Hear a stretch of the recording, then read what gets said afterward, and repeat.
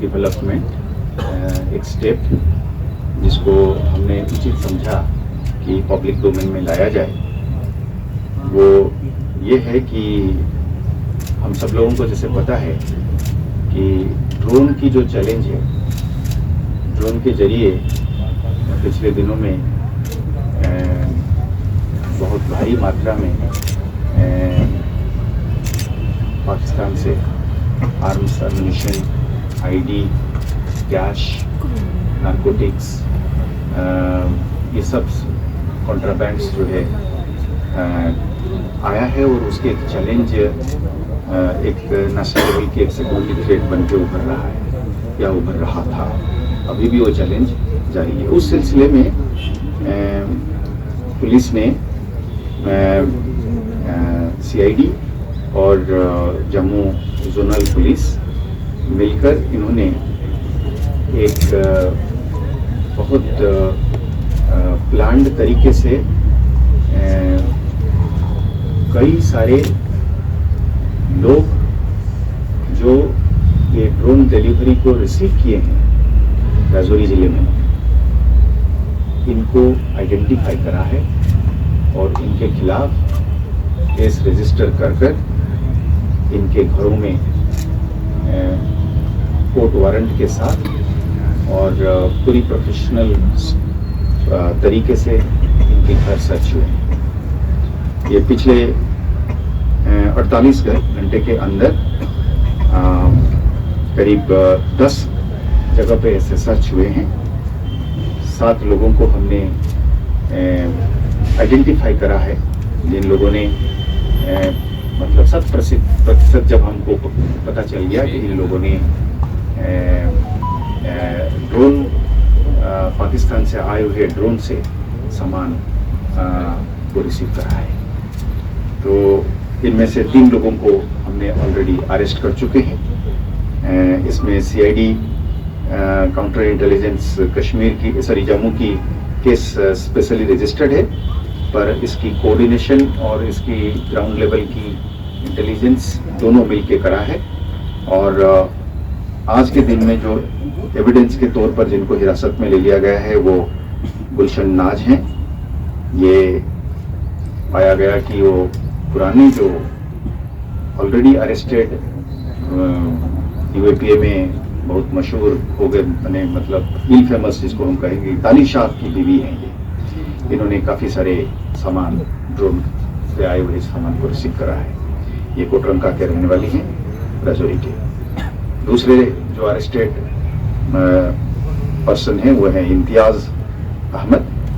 ये मोहम्मद लिंठा के बेटे हैं और ये लालकोटी कोटरंका का रहने वाला है, राजौरी का। ये भी ड्रोन के सामान को रिसीव करने के एलिगेशंस में इनको भी अरेस्ट किया गया है। तीसरा बंदा जो है वो आबिद शाह है। ये हकीम शाह के बेटे हैं और बुद्धल राजौरी के रहने वाले हैं। इनके खिलाफ भी सबूत आ चुके हैं और ठोस सबूत आने पर जब घर पे सर्च हुआ तो इनके इलेक्ट्रॉनिक और डिजिटल एविडेंस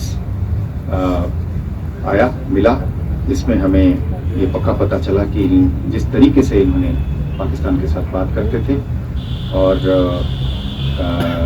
सामान को रिसीव करने के बाद इन लोगों ने आगे भी इसकी डिस्ट्रीब्यूशन की लूप में इन्होंने रोल अदा करी। इन्वेस्टिगेशन जारी है और सरप्राइज मेंटेन करना लाजमी है। कोई भी इन्वेस्टिगेटिंग एजेंसी या पुलिस इस पे एक एहतियात बरतता है। तो आज के दिन में ये इन्वेस्टिगेशन में इन लोगों के आगे की जो फॉरवर्ड लिंकेजेस हैं, इन लोगों ने जो पैसे बांटे हैं उन लोगों को भी निशानदेही चल रहा है।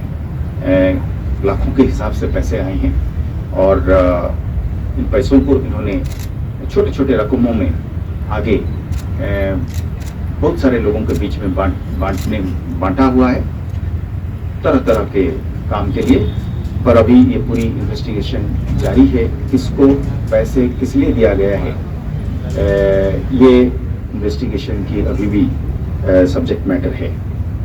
तो शॉर्टली मैं रिपीट करूंगा कि इसमें ये सारा जो इसमें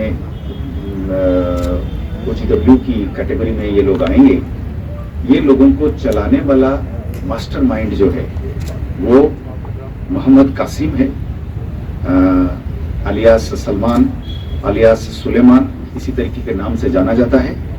ये अंगराला माहौर का रहने वाला है और आज के दिन में पाकिस्तान में बसता है और UAPA की कानून के तहत गवर्नमेंट ऑफ इंडिया ने इसको ऑलरेडी डेजिग्नेटेड टेररिस्ट के तौर पे करार दिया है। और कल ही हमने कासिम के नाम से 10 लाख रुपए की रिवार्ड रखा हुआ है कि इसके सारे करतूत के बारे में और इसके साथ तमाम लोग जो मुलव्वस हैं इसकी नेट में, क्योंकि ये एक मास्टरमाइंड के तौर पे उभर के आ रहा है कि राजौरी और पुंछ में भारी पैमाने पे हथियार भेजना, गोला बारूद भेजना, पैसे भेजने, कैश भेजने, नारकोटिक्स, इस सब की जो है नेटवर्किंग कासिम ने चला रखा है। और उसके आगे जो बंदे हैं वो भी दो तरीके के हैं, एक A लेवल के OGWs हैं, फिर आगे इन लोगों ने फिर और बनाते हैं उनके आगे फॉरवर्ड लिंकेजेस के नाम से, जिसको हम कहते हैं। तो LET का लीडर है मोहम्मद कासिम और उसका नाम बहुत सारे प्रीवियस टेरर इंसिडेंट्स में रिफ्लेक्ट हो चुका है। जो पिलग्रिम्स की बस में जो ब्लास्ट हुआ था कटरा में, इसमें मास्टरमाइंड मोहम्मद कासिम था, उसी की भेजे गए ID से ये ब्लास्ट हुआ था। जो नरवाल में ब्लास्ट हुआ था पिछले दिनों में, वो भी कासिम के प्लानिंग और एग्जीक्यूशन थी। और अभी भी वो लगातार इलाके में वल्नरेबल यंग पर्सन्स को, नौजवान लोगों को बरगला के VoIP मैसेजिंग एप्लीकेशन सिस्टम की गलत इस्तेमाल करके, VPN को गलत इस्तेमाल करके, यानी कि जैसे व्हाट्सएप, टेलीग्राम हो गया, या और उसी कैटेगरी में जितने मैसेजिंग सर्विसेज है एंड टू एंड इंक्रिप्शन वाला, उसकी इस्तेमाल करके, VPN की इस्तेमाल करके इसने बहुत सारे लोगों को बरगला करने की कोशिश करी है। कई सारी जगह पे हमने देखा है कि लोगों ने उसकी जाल में आने से अपने को बचाया है और कई सारे जो है उसकी जाल में फंसे हैं। तो इलेक्शन की दौरे में जब इलेक्शन की प्रोसेस चालू हो गया है, अब रैलीज होने लगे हैं और कैंपेनिंग एक और जोर पकड़ रही है, कैंडिडेट्स ऐलान हो रहे हैं, उनके आगे पार्टीज की फंक्शनरीज ने इलेक्शनरिंग और कैंपेनिंग में आगे बढ़ रहे हैं। ऐसे हालात में कासिम और कासिम की गैंग को पर्दाफाश करना और उनको कानून के दायरे में लाना और उनको और उनके आगे जो है उनको इन्वेस्टिगेशन के दायरे में लाना हमारे लिए अहम स्टेप है, खासकर राजौरी पुंछ इलाके के लिए।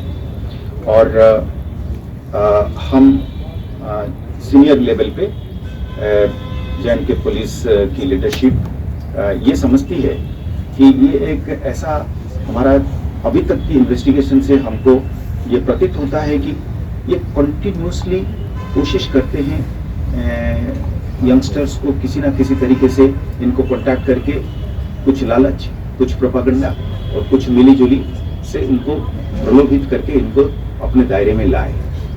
हमारा रिक्वेस्ट ये रहेगा कि हम बहुत भारी पैमाने पे ये जो एप्लीकेशन से पाकिस्तान बात करने का, इसके ऊपर सर्वेलांस हमारा बहुत गहरा हो चुकी है। अब हम माता पिता से भी रिक्वेस्ट करेंगे, टीचर्स और जो गार्जियंस हैं या मोहल्लेदार हैं, कम्युनिटी के लीडर्स हैं, इन सब से हमारे गुजारिश रहेगा कि एक मुहिम के तौर पर, एक पैगाम के तौर पर एक मैसेज फैलाया जाए कि साहब बाहर इस तरीके से बात करके उनका चुंगल में फंसने का मतलब वो कानून के दायरे में आएंगे।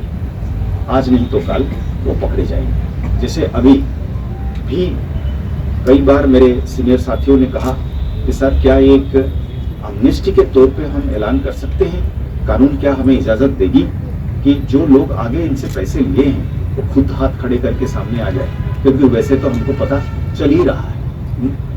तो अब वो लोग खुद अगर आते हैं, कहते हैं कि साहब हमने इनसे पैसे लिए थे, तो क्या हम इनको कानून में कोई कंसेशन दे सकते हैं? अब इसकी एक्चुअल इम्प्लीकेशंस अभी हम खुद ही स्टडी कर रहे हैं हमारे सीनियर लॉ ऑफिसर्स के साथ मिलके।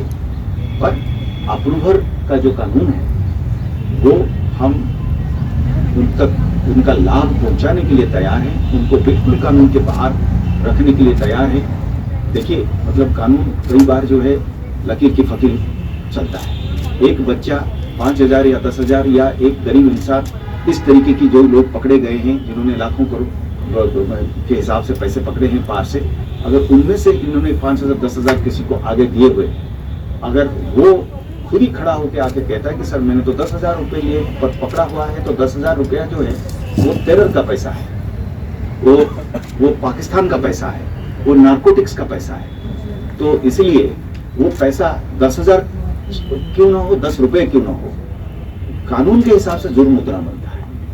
पर क्या हम ऐसे लोगों को कानून के ही सहारा लेकर इनके लिए एक और रवैया बरत सकते हैं?